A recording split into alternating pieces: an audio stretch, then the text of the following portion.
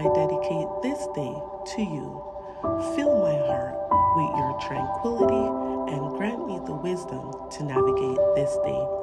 I thank you for giving me your perfect peace which surpasses all understanding. May I not be moved by the circumstances that surrounds me, but help me to gird my feet with the gospel of peace and to walk in the victory and peace that you have given me. Amen.